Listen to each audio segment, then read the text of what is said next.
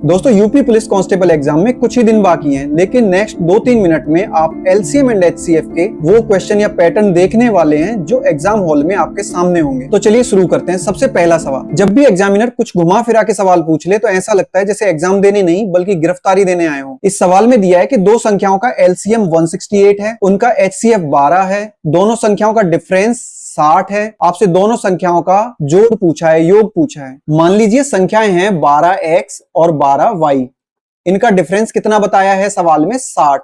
12 common ले लेंगे तो x माइनस वाई कितना बच जाएगा, अंतर कितना बच जाएगा 5। एक चीज हमें पता है कि पहली संख्या गुणा दूसरी संख्या बराबर होता है एलसीएम इंटू एचसीएफ। 12 से 1 12 गए, 1 12 से 168 गए 14 बार, तो x और y का गुणनफल निकल के आया 14। अब हमें 14 के दो ऐसे फैक्टर करने हैं जिनका डिफरेंस हो 5, तो इनके फैक्टर हो जाते हैं 2 और 7। डिफरेंस भी कितना निकल आता है इससे 5 का। तो पहली संख्या तो हो जाएगी हमारी 12 दूनी 24 और दूसरी संख्या हो जाएगी 12 सत्ते 84।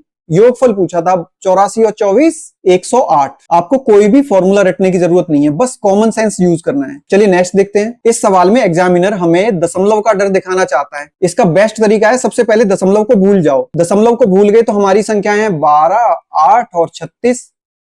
एचसीएफ पूछा है तो एचसीएफ क्या हो जाएगा, इनका निकालेंगे तो 4। दशमलव के बाद सबसे ज्यादा अंक कौन सी संख्या में, 36 में कितने हैं 2, तो पीछे से काउंट करो और 2 अंक बाद दशमलव लगा दो, एक जीरो बढ़ाओ, पॉइंट लगाओ, 0.04, ये आंसर हो गया। इससे इजी कुछ नहीं हो सकता। चलिए नेक्स्ट देखते हैं। ये सवाल सबसे ज्यादा पूछे भी गए हैं लेकिन हलवा सवाल है। दो संख्याओं का अनुपात है 4:7, उनका एचसीएफ है 26। दोनों संख्याओं का जोड़ पूछा है, योग पूछा है। एक चीज तो हमें पता है कि कोई भी संख्या रेशियो में तब आती है, जैसे ये संख्या है 4:7 में, ये तब आई होंगी जब इनको इनके एचसीएफ से भाग दिया होगा। तो ओरिजिनल संख्या क्या होगी, इनके एचसीएफ से मल्टीप्लाई कर दो, 26 से मल्टीप्लाई कर दो, तो पहली संख्या हो गई 104 और दूसरी संख्या हो गई 182। जोड़ा तो क्या निकला 286। सिंपल। अगर डेली ऐसी बेहतरीन तैयारी करनी है तो चैनल को सब्सक्राइब जरूर कर लेना। ये एलसीएम एंड एचसीएफ का सबसे इंपॉर्टेंट टाइप है। सवाल में पूछा है कि 24, 36 और 54 से 4 अंकों की सबसे बड़ी से बड़ी संख्या ऐसी कौन सी है जो पूरी तरह से विभाजित हो जाए। 4 अंकों की सबसे बड़ी से बड़ी संख्या होती है 9, 9 के 4 अक्षर, यही होती है। 24, 36, 54 से विभाजित होने वाली सबसे छोटी संख्या क्या होगी, जिसे हम एलसीएम बोलते हैं। 24, 36, 54 का अगर एलसीएम लिया जाए तो एलसीएम लेने का बेस्ट तरीका क्या होता है, 2 के गुणनखंड सबसे ज्यादा किसमें है, 24 में कितने 3 यानी कि 8।